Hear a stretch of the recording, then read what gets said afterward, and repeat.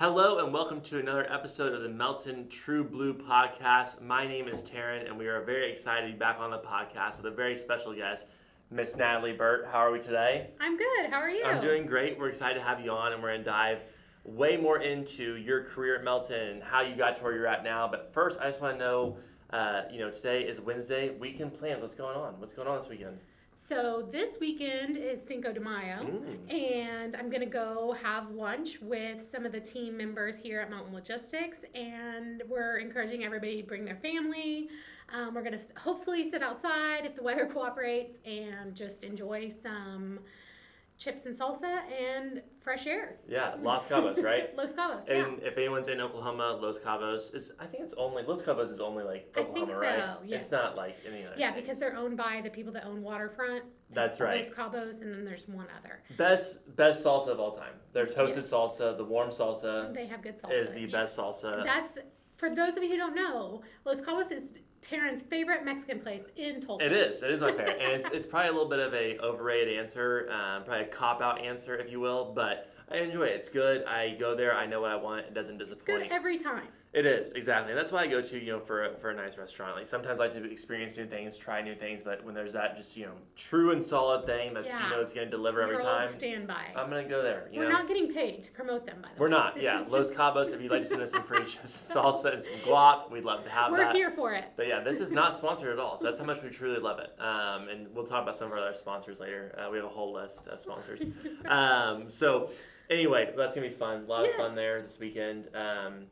It's nice when you actually like the people you work with and you want to go spend time with them. For sure. So I think that's cool. And it'll be nice for people to have their families. Yeah, I think it's always nice to have the family there as well and get to meet some of those folks. Speaking of fresh air, this weekend I'm doing a garage sale, which I'm excited for. Love garage sales. Are you going to haggle? Are you a haggler? That was going to be my point. I love Facebook Marketplace. I love negotiating. I love doing all that stuff. And so garage sales are my bread and butter. If it's $1 and they want 50 cents, I'm like, how about we meet in the middle at 75? I need 75 cents out of this. But usually we go really low on, because at the end of the day, whatever we don't sell is going to go low anyways. Right. So it's we might as well get rid of it. And so we put clothes for $1. Pretty much everything's $1 at the garage sale. Yeah. But it's just fun. And I like writing down and putting the little signs, garage sale this way. Garage sale is just fun. When's the last time you did a garage sale? Do you guys do neighborhood garage sales? We do neighborhood garage sales in my neighborhood. We did one a couple of years ago, and I actually had one where I did really well. I made $400, and that was crazy. I was not expecting it at all. And then the next one I did, I think I made $15, but then I spent $50 walking around the neighborhood. Yep, that's usually how it goes. So I'm not very good at it. But what would you say the most common garage sale item for sale is? I have my guess. I don't know this, but my guess. I feel like in my neighborhood, it's lots of kids stuff. Okay. So everybody's selling their kids' toys and kids' clothes for 25 cents, which is awesome because kids grow so fast, and my daughter loves toys. I feel like she would have just a whole room full of toys if we'd let her. Sure. And so if you can get them cheap. So would I. Yeah. Yeah. My wife would let me. So Right. So I feel like if you can get them cheap, and then when you donate them, you're okay, that's not a loss, right? Yeah. So I think my answer was going to be a treadmill. Oh, right. I think I'm gonna look this up. Most sold item at a garage sale. I'm gonna go either treadmill or golf clubs. Right. So I feel like when you buy your treadmill, you're your best self. Yeah. Right? Oh yeah. Or now it's the Peloton. Yeah. Now it's the Peloton. So you're in your good mind frame. I'm gonna do this every day. I'm gonna be in shape. 3 or 4 times. Yes. And then what's the day that people sell it? January 21st. Yeah. A month after January New Year's. And they're oh my gosh, this is taking up way too much space. Or I feel like people hang clothes on their Pelotons. They are okay, put a new clothes hanger on there. I put my clothes. Yeah, I hang my clothes on this now. Exactly. Well, if I see any garage sale this week, I will let you know this weekend. But definitely. And I'm gonna look up the answer later, and I'll let you know as well. Yeah. But on to work, a little bit of work. And the reason Natalie and I have such a fluid conversation is because we know each other now, and you've been a part of the Melton family for coming up on 12 years? 12 years in July. In June. June. I got that confused. Yeah. I just asked you the other day and I thought it was July. It's June. Yes. 12 years in June. So take me back. What is that? 2012. 12. Take me back to 2012, Natalie. Okay. 2012, Natalie. What were you doing? Where were you at? How did you hear about Melton? Okay, so when my sister worked here first, Marilyn Serber worked at Melton Truck Lines, and I was bartending at Red Rock Canyon Grill. Shout out, we Also love great you. food. Yep, Yeah. not sponsored as well. Not Yep. sponsored. Best margaritas in town. Yep. So I was bartending there, and someone from HR in Truck Lines sat at the bar.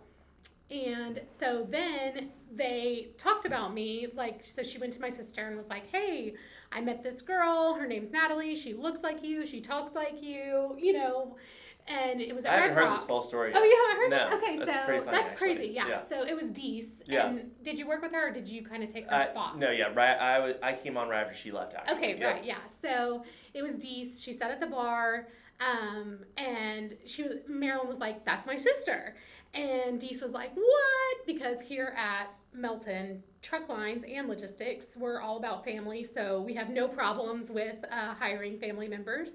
And so she was like, "Well, I want to interview her. I'm going to bring her in." So they brought me in initially for the Melton store position, which Wow. now we have like this amazing Melton store where there's so much merchandise, and the drivers can order things online. People can order things online. It's grown so much in the last 10 years. Yeah, they have a whole website now. You can order clothes online. Yeah, and link that somewhere. It's down, such a great down resource for the drivers. But also we get stuff there all the time. The shirt's from there. Yeah.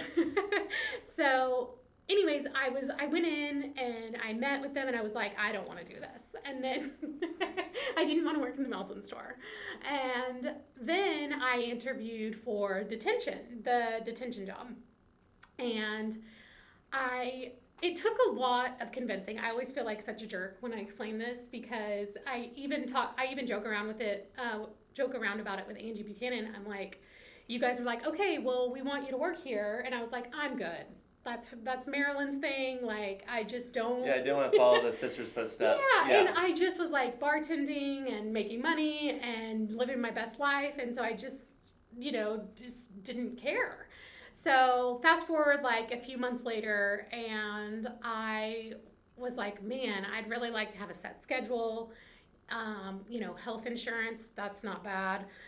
Yeah, good things to have. Yeah, and I was married, and so I was like, maybe it's time to grow up a little bit. And so then I came back in after interviewing for some other places. I came back in for the detention and interviewed for the detention job at that time, and I took it eventually. And it was so awesome. It's such a great introduction to trucking, because what is detention? I don't think a lot of our listeners know what detention is. Kind of in a short version, what is detention? Yeah, so when our drivers go to get loaded at a shipper or unloaded at a consignee, they have a certain set amount of time, it's usually 2 hours, to unload our drivers until they start incurring monetary penalties. And also our drivers get paid for that downtime because we want our trucks moving. We don't want them sitting around. That's not good for anybody. So at that time, I monitored all the events of like every time one of our trucks was at a shipper or consignee for too long, which is very it's a very cumbersome process. You go like basically line by line. I'm sure it's different now, but you would go line by line to see how long drivers were truly there and if they had submitted a request for getting paid. So it was a great introduction to trucking, because when I came to Melton Truck Lines, I didn't know what a flatbed was. And so I think that's one of the most amazing things about Melton Truck Lines as a company and Melton Logistics is we'll meet you where you are. Yeah. And we say, hey, this is, we're going to bring you up and teach you everything you need to know. And we're going to also teach you the Melton way and make you part of our family. And that's what they did. And yeah, I think the training here is fantastic. I'm a little biased to that, right? But truly, a lot of people come here with no experience in the industry, and we talk about this on other podcasts as well. Sometimes that's the best way to come in, right? Exactly. Fresh. That way we can teach you some of the things, our way, and also have a new set of eyes on things. But if you do come in with that experience, it's also great knowing what a flatbed is or what other modes of transportation are. But I think you said it perfectly. We'll meet you where you're at. Mm-hmm. That's a great way to put it. So I'll start stealing that from now on from you. But no, I think it's a great way to put it. And from you coming from bartending to detention, talk about a jump in careers, right? It's a pretty big jump there. I wanted to go back to the bartending thing really quick. I always ask folks this: what's your favorite drink? What was your favorite drink to make? Probably a Crown and Coke. Oh, that's like the easiest. I know, I feel because like. What's like a hard one to make? Like you'd be impressed if they made this correctly. I really just don't care about that. Okay, all right. I know. I see like the I feel like. I see the bartenders, doing like the whole thing up here, and I feel throwing like stuff that's over. a thing now. Yeah. And I just don't care about that. Because Okay. I'm like, wah, wah. Just give me the drink. You mix like 4 things together, and one Yeah. of them is whipped cream. That's why it looks like that. Okay. It's so like the maybe barista's I'm putting just... like the leaf in the coffee now. You know? Yes, yeah. Maybe I'm just like jaded to it because I'm like, I know what you're doing. Yeah. You know? Been there before. I've seen behind the curtain. You're not fooling me.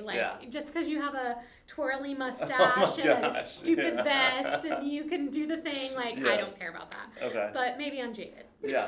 Maybe you are a little bit. Let it out now. I'm kidding. Yeah. But I made like a million margaritas, so they're perfect margaritas, like the signature thing. And so I would say that it's like really volume there. Sure. I feel like a specialty place, you might have find some joy in making the intricate ingredients. The fun ones. Yeah. Okay. All right. I just needed to ask that question. I'm sorry you feel that way. Yeah. But we're glad you're here. Can we still be friends? Yes, we can. Yes.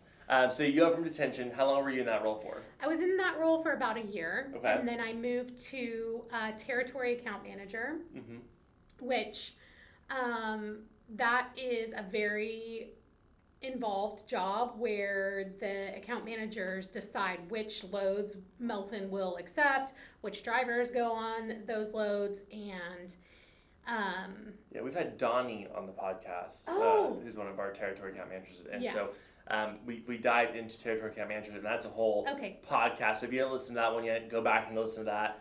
It'll give you a great insight of what Natalie did in that role, because we didn't talk about that job for an hour on this podcast right here, but you were in that role for 5 years. 5 years, and then promoted up to the manager, a team south manager. Okay. And so I managed a group of account managers. Yep.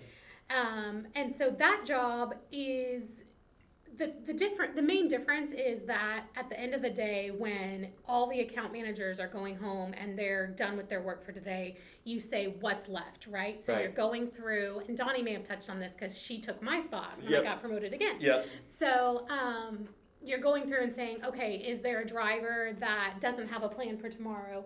Or is there a driver that's on a load and he's trying to get home and it's taking him the opposite way and it needs a fix? Yeah. Right? So kind of just that second set of eyes to go through and fix things, because at your core, you want your account managers to be customer service representatives, and they have a very big job because they are working for the customer and they're working for the driver. So at the end of the day, you need that second set or third set. Now I think they have even more people that go through and help with those things and make sure that everybody's taken care of. Customers taken care of, they're happy. Drivers taken care of, they're happy. They're getting where they need to go. And so that's what I spent most of my time doing. Yeah, I always say we have 3 types of customers at Melton. We have our drivers. Right. We have external customers, and we have internal customers, which is us, each other. And you have to take care of all 3 of those customers, no matter what your position is or what your job is. Yeah.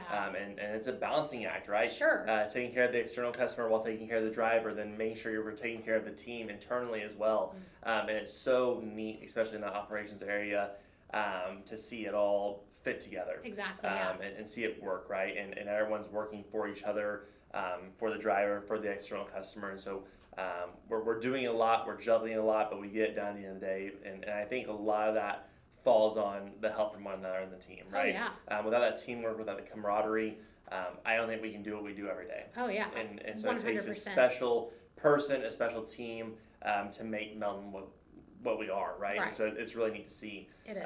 And now in your current role, so we took that operations, and what I love about your career path, and what I hope everyone's hearing from this podcast is 11 years here, coming up on 12, and so many different positions, right? I think we bring people in, train them on one thing, and say, hey, well, what can you bring from here to here? And then that ladder just keeps climbing, right? And now you're currently our operations manager at Melton Logistics. Yeah. And we had Jesus Ramirez, or Chewy, on the podcast who talked about our account manager side at Melton Logistics, and you're on the carrier manager side at Melton Logistics. And so I've talked about this a couple times before, but Melton Logistics is our sister company to Melton Truck Lines.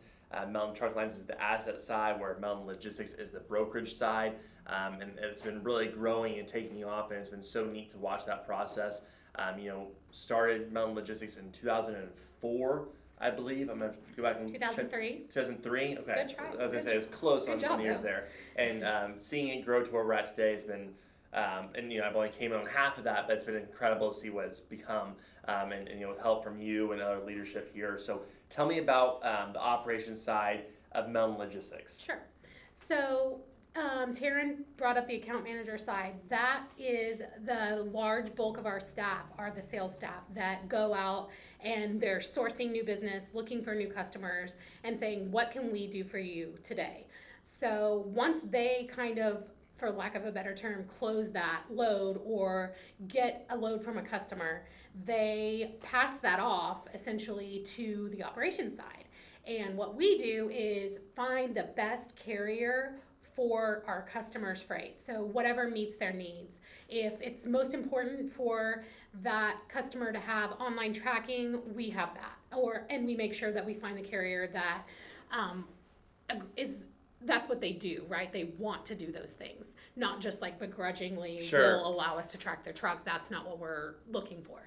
So we're just trying to match the customer's need up with the best carrier to get their freight delivered on time and safely, and also hopefully, both parties will be excited about the transaction at the end of the day, because that's what we offer, is the service of, hey, we're going to match you with somebody that wants to do what your product is, whether that's delivering 600 miles the next day, or taking a little bit longer but making sure everything looks shiny and pretty when it gets there.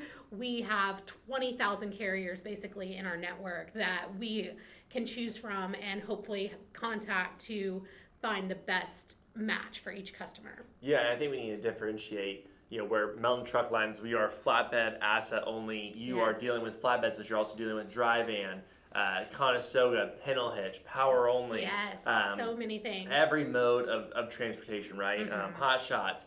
We can go down the list of that. But if we need to haul something, we can do it, right? And that's the neat thing about Melton Logistics, is the opportunities are so broad, and working with different customers and customers' needs. They might be a primarily dry van customer, and then they throw us a curveball with a power only load, right? Well, we can help assist with every load they have, so it's kind of a one-stop shop for the customer.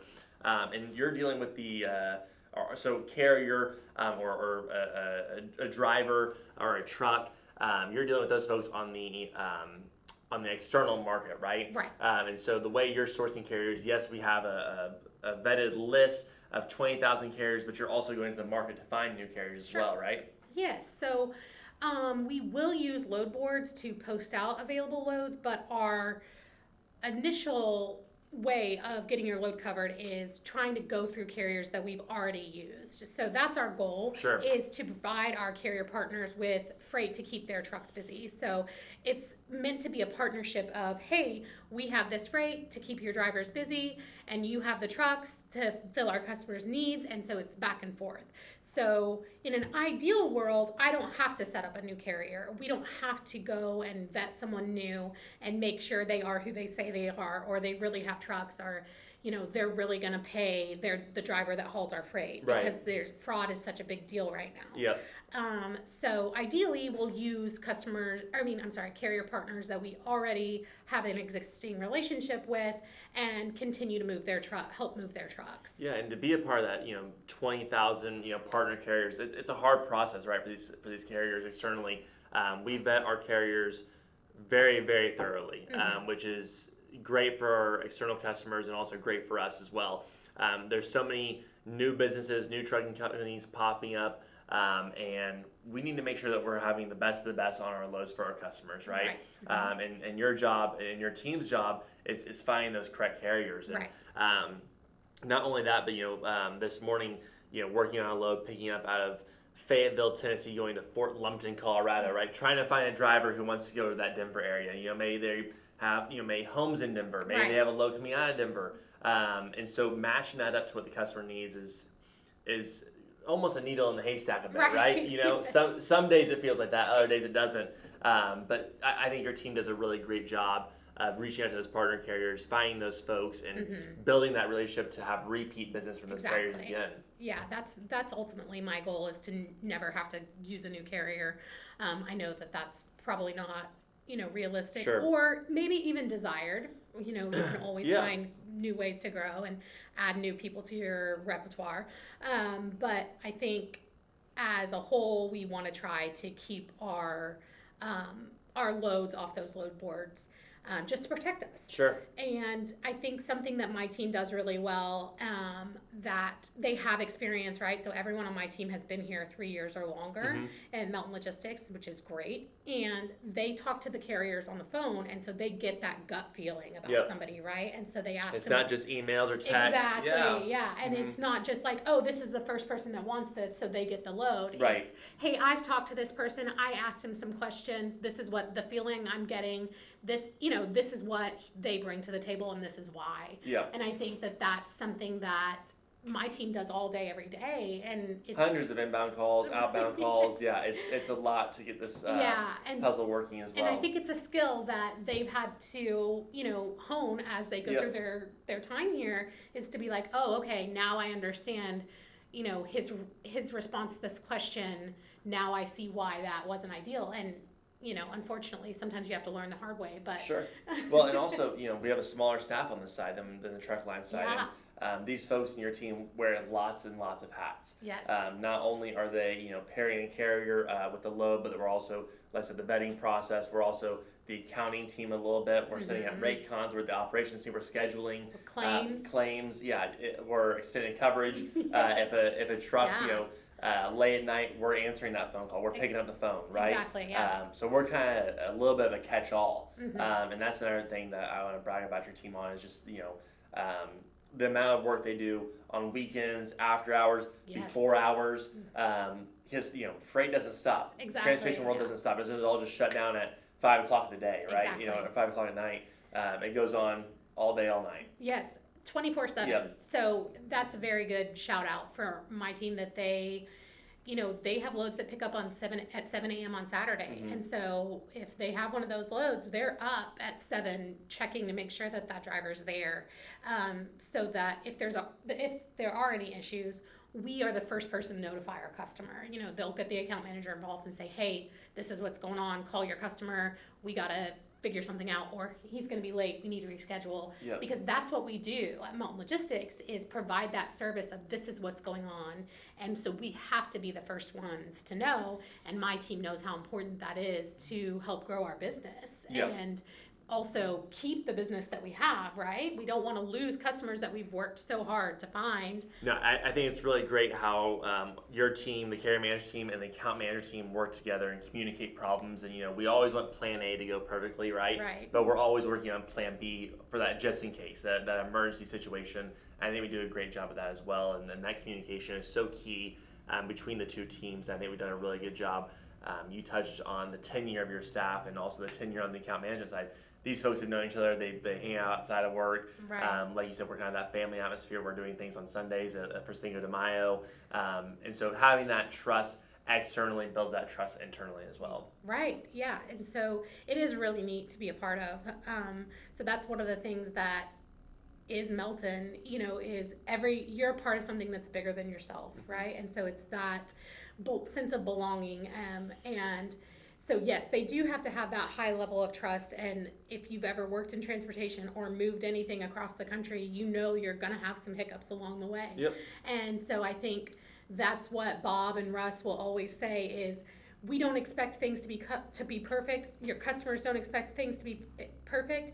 We want to see how you handle it when it doesn't go the right way. Yeah. And so that's what's key. Honesty, communication. Exactly. And it's all about how quickly we can notify our customer and let them know, hey, this is what's going on. Right. And a lot of times we don't need to do that, thankfully. A lot of times the phone call is, hey, things are going great, here's the update, truck's on time. Right. But when things do happen, I think we're really good at that Yeah. Quick response on that as well. Sure. So, Yeah. something else to Everybody be will proud of. jump right in to help Yeah. and get a problem solved, even on the weekends. And so it really is neat to watch and be a part of. Yep. And one of the last things I want to touch on from your experiences coming from the truck line side to logistics is we do a really neat thing with shared capacity now, right?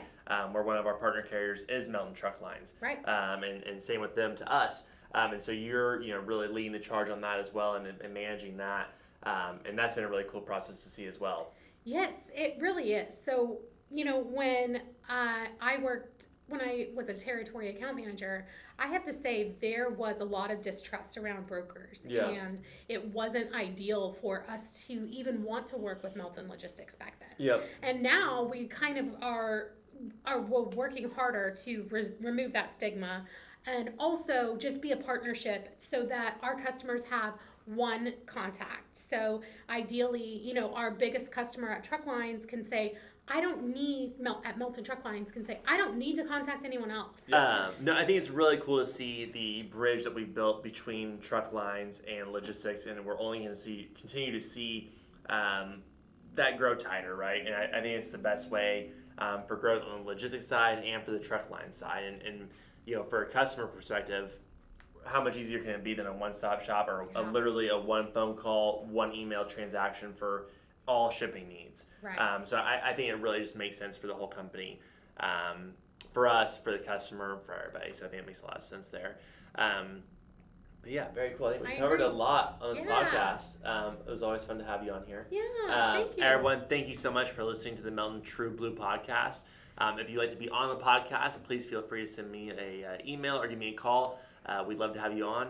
Thanks, and have a great weekend.